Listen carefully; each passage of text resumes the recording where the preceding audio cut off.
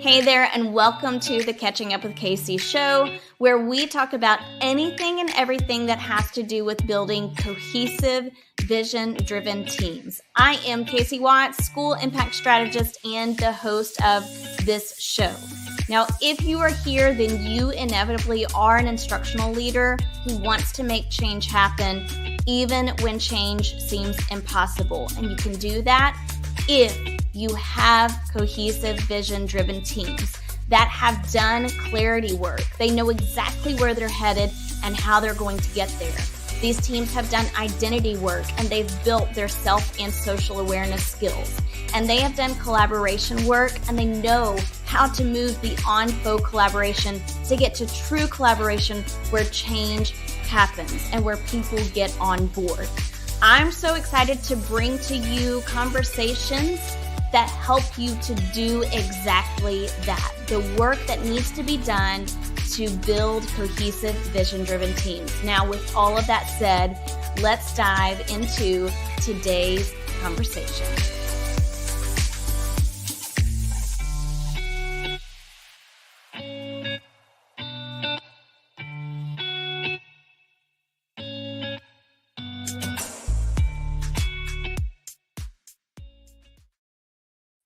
Well, hey, everybody. Welcome to our show tonight. Tonight, I get the privilege of interviewing Sonya Murray. She is the author of a new book with ASCD. I'm going to let her share all about her book tonight. Sonya, welcome to the show.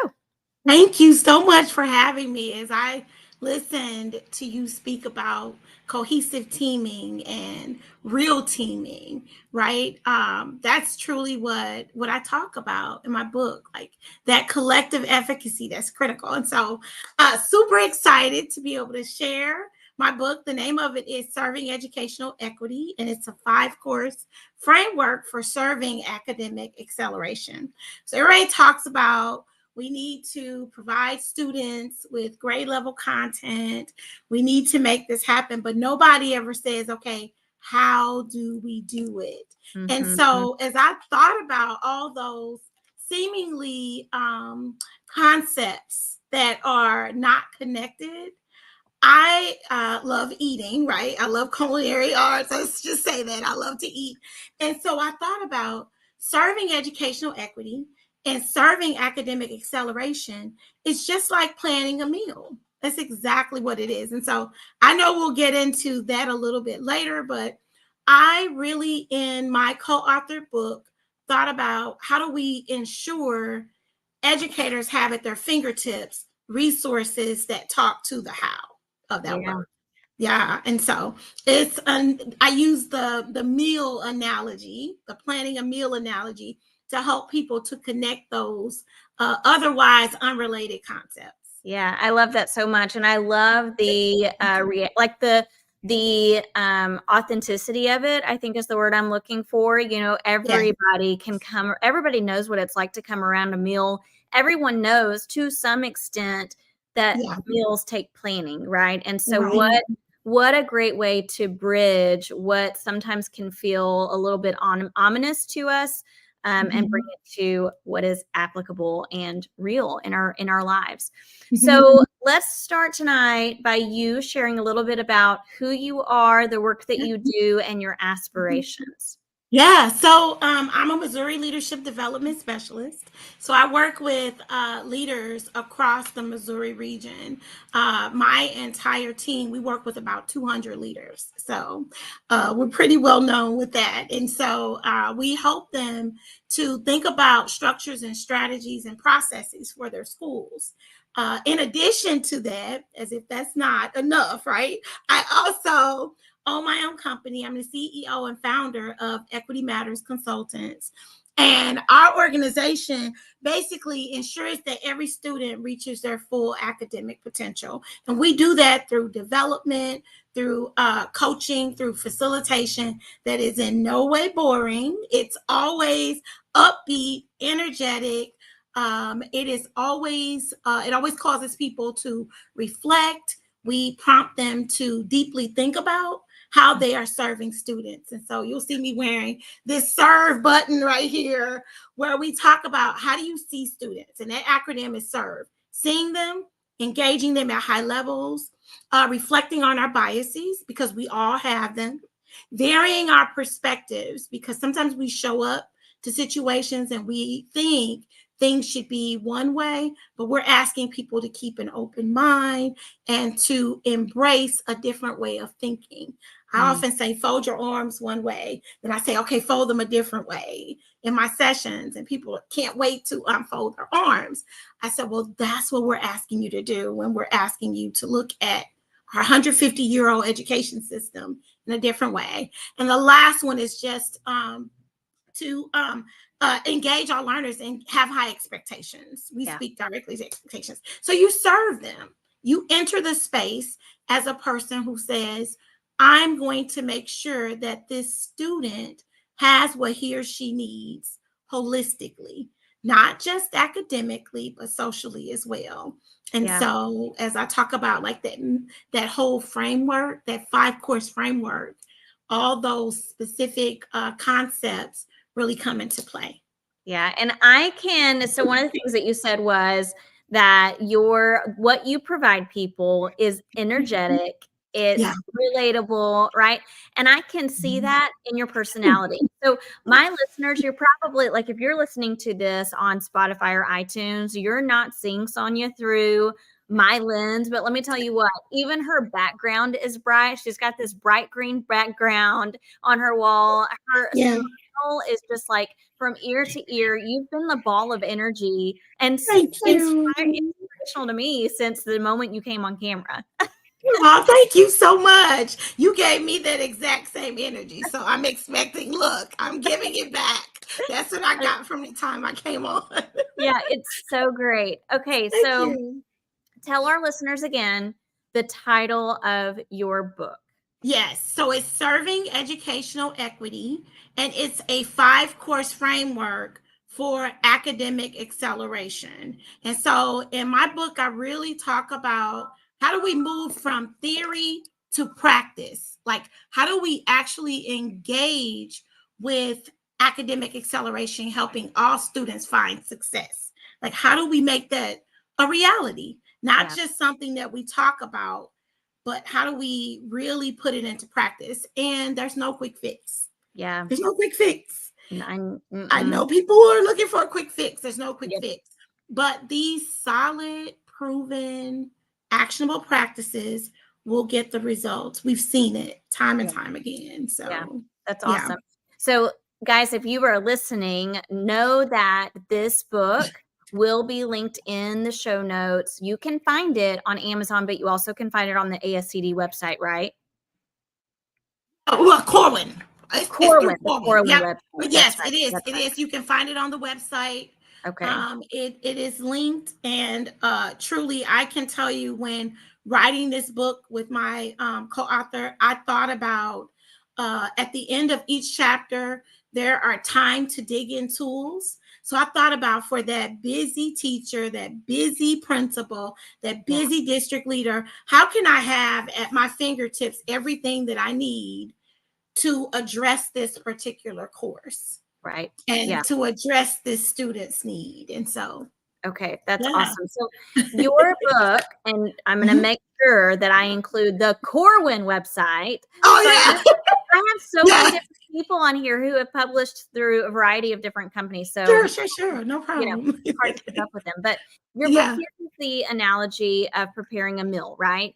And I would love for you to describe that a little bit more. So like, just walk us through the analogy, explain how it relates to the work that educators do. You mentioned it a little bit when we first got started, but dig a little bit deeper into that. Yeah, it's my favorite thing to talk about, clearly.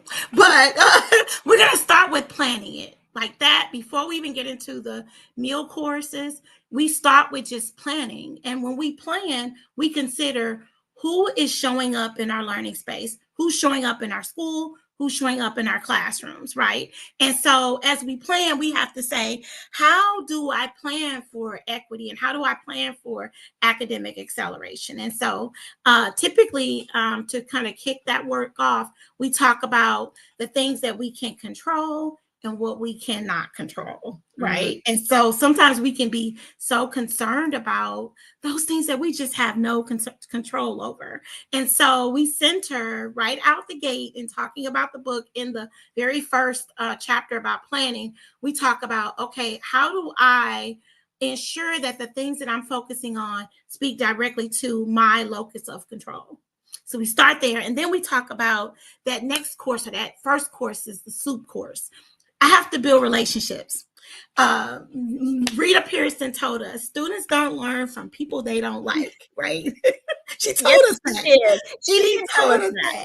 So I just build on it, and the great James Comer also shared that no significant learning can happen without a significant relationship. Mm-hmm. And so building on that, I tell the stories.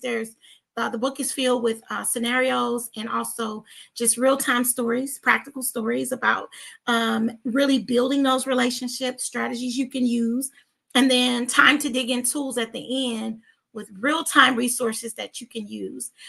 Secondly, we move from that soup course because soup is that hearty course, right? Yeah. So can I relationships. Can I mention something there? Because as you've been talking about it, it reminds me of that. What's the title of that book? Chicken Noodle Soup for the Soul. Yes, it does. I hadn't thought about that, but it does. It just really feeds does. Your soul. Those relationships feed your soul. Yeah. They do, and they matter. Sometimes we look for answers somewhere else, but if you think about education over time, what has always consistently worked is a teacher, a principal, a district level leader building relationships with others. Mm-hmm.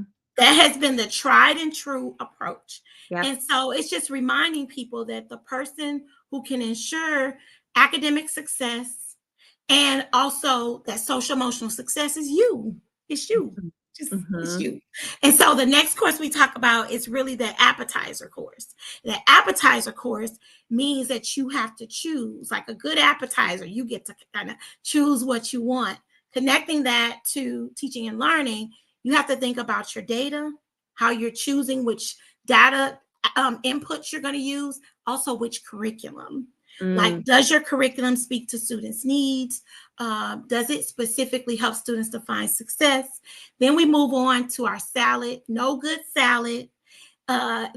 Every good salad has all those main ingredients. Even though somebody may not like tomato, but all those specific ingredients matter. And so that's just reminding everybody that the diversity that students bring into the classroom, it matters. Mm-hmm. Their backgrounds, their experiences, all can make the classroom and the school rich. We moved into the actual main course, and that's where that whole conversation about the science of reading, where we talk a lot about what are those actionable academic acceleration practices, those math strategies that are that's that entree, what's most important, what's critical.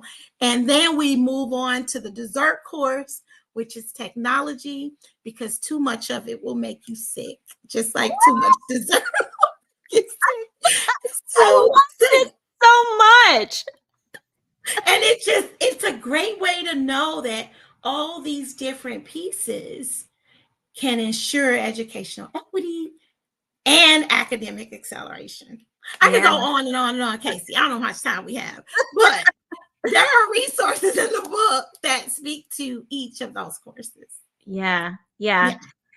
There's so much to unpack here because I'm just thinking, like, my hands are itching because I'm like, I need the book in my hands now. So you better believe it's gonna be on my shelves before. I love it. I love it. And guys, if you are listening in, surely by now you have heard enough to be able to know that you need to click purchase in Amazon or on Corwin's website, wherever you want to get this book. So I'm curious, who would be your primary audience for this book? Like, who would you expect to purchase this book and have it with them? Or who would be the people that might come around this book together? Yes. So right now, I'm so excited to share that it's being used in universities. It's also being used in schools. Yes. So even St. Louis University is using it right now, and so is Mizzou. They're using the book, and so we intend for everybody to have access to it, specifically teachers, principals. We try to speak to all audiences, because I wanted it to be a readily available resource that people could pick up and not have to go and search to find all these different resources in different places. We Right. wanted them to have it right in one place. So when you think about that soup course, at the end, you have a 2x10 strategy, meaning every day for 10 days, 2 minutes, you build connections with students. And so we give you that strategy right there. There are just a ton of resources there under each chapter where we say, okay, you've learned some information about some questions. We're asking you questions throughout the text. We're giving you some scenarios through the text that feel very familiar. And at the very end, we are giving you some tools, because that's what people want. People need the how. Like, I know I want to teach students at grade level, but they're reading below level. So what do I do? But many times we center just the focus on academics, when in actuality, we have to focus also on those relationships, and am I considering this student's trauma? And so our book is endorsed by Dr. Linda Darling Hammond. It is. And so, we're just building on her great work.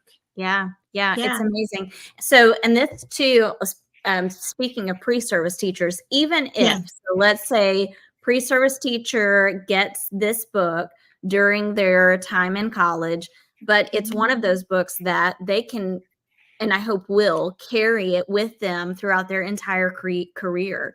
So this is like a legacy book, because, these things don't go away. Correct. Very true. I've been in education now.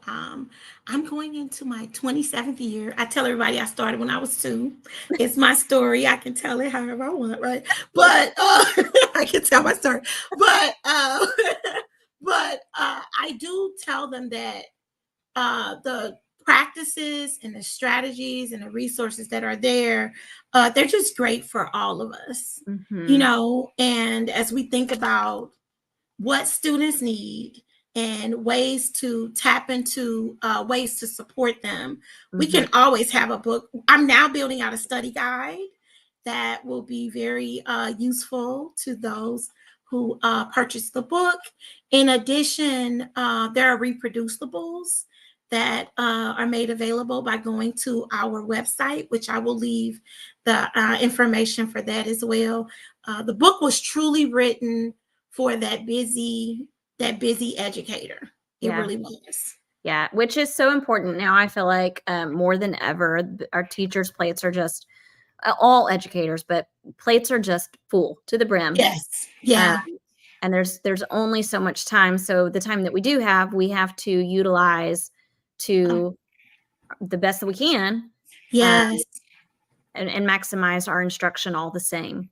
Yeah. Even starting with the why, we talk about the importance of that. And after moving from the circle of control, we talk about the why, but really putting that why into action with some core values.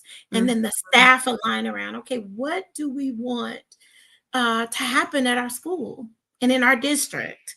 And then how can we together make that a reality? Yeah. And so we give practical strategies for how to do that. So as you're talking, I'm even thinking about not just pre-service teachers, but your like new hire or your new teacher academies at any school that has new teachers who have mentors that come alongside them. What a great book for a mentor and a new teacher to read together and study and practice.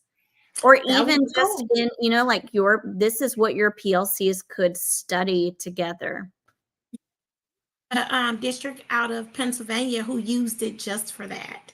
They Mm-hmm. said it became there was their PLC book, and then I'm also doing a book study with Afton School District. I just had a keynote there, and it was phenomenal. We had so much fun. We were singing. It was Oh, fun. It was a lot of fun. that But is so we're going to then talk about, okay, how do we put these practices into motion, into our Mhm. classrooms? How do we make and ensure change? Yeah. I'm very excited that I've been able to see some academic improvement by testing and trying this framework. And it was like, Mhm. how can I get people to really remember all these seemingly non-connected ideas and thoughts?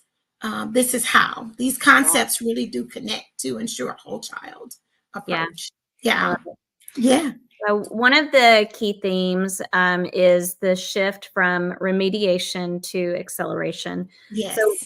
what are some mindset changes that are necessary for educators to be able to effectively make that shift?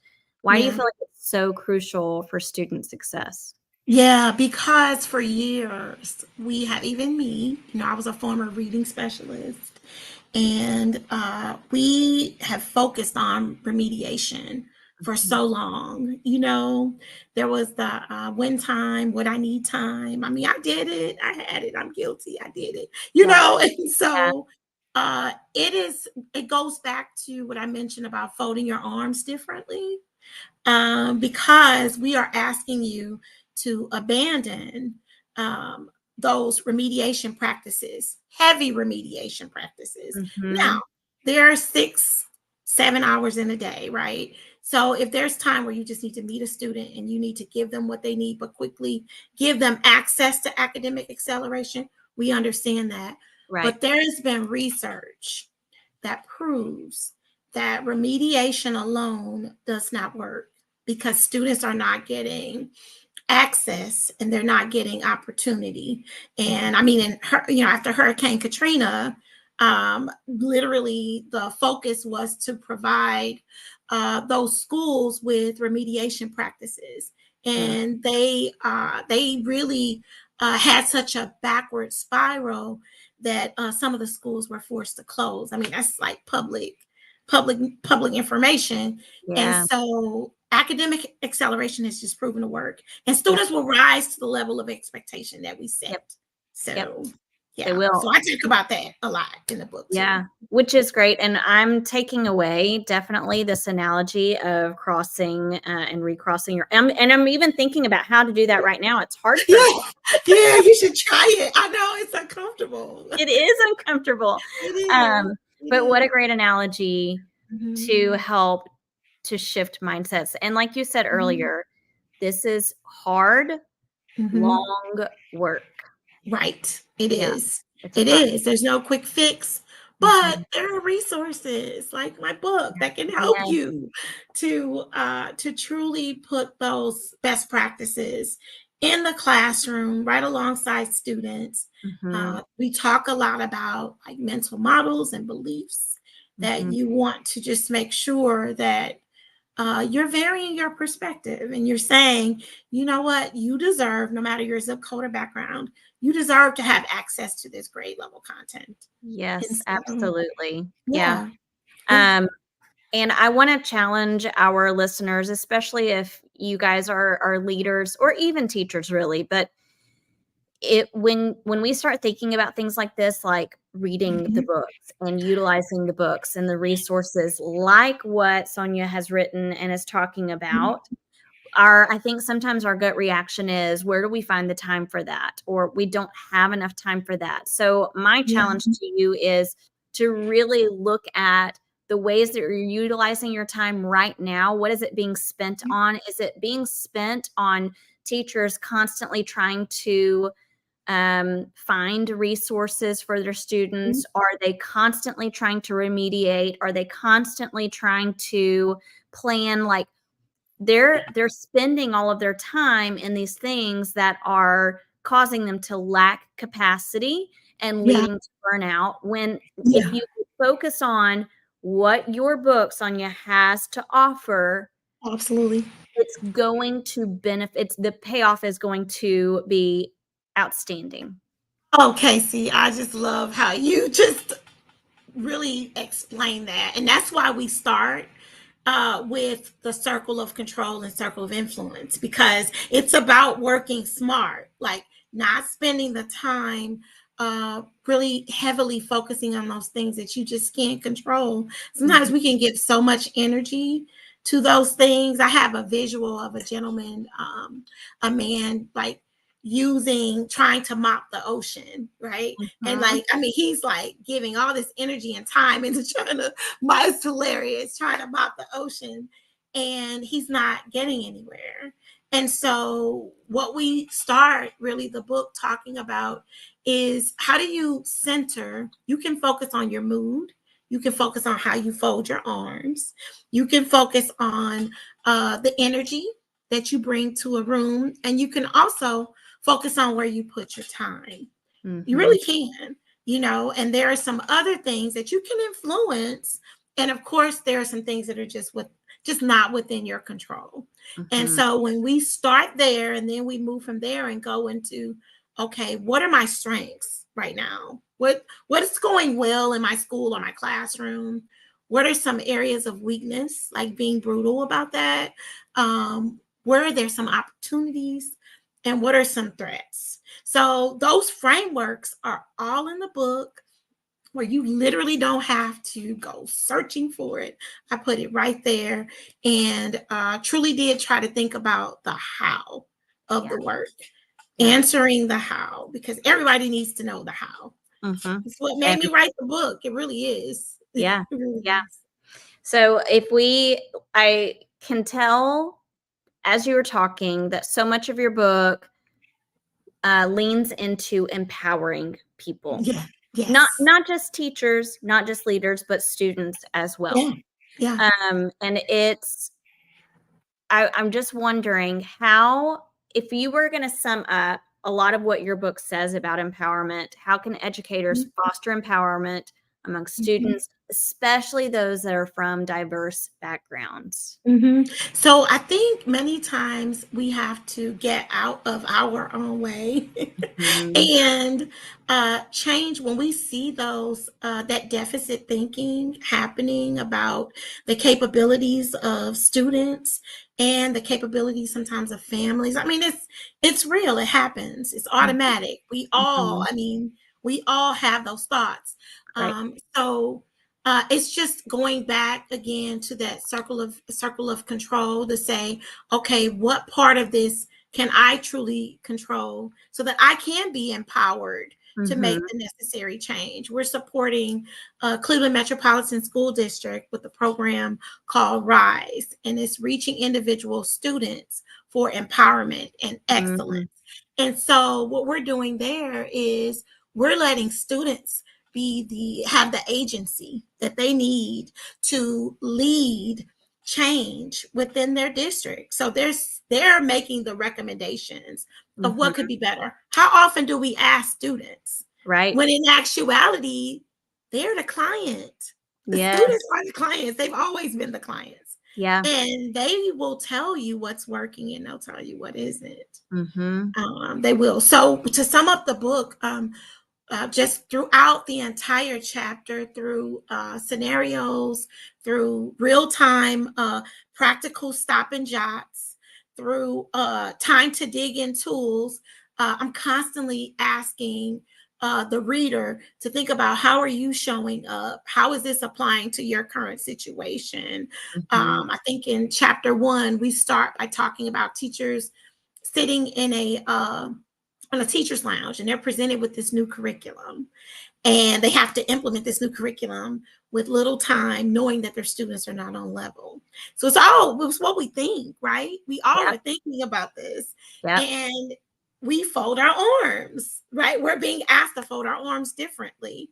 And so it doesn't feel comfortable. And so and even in that same chapter, we talk about, okay, here's a SWOT for the teachers, here's a SWOT for the administrator.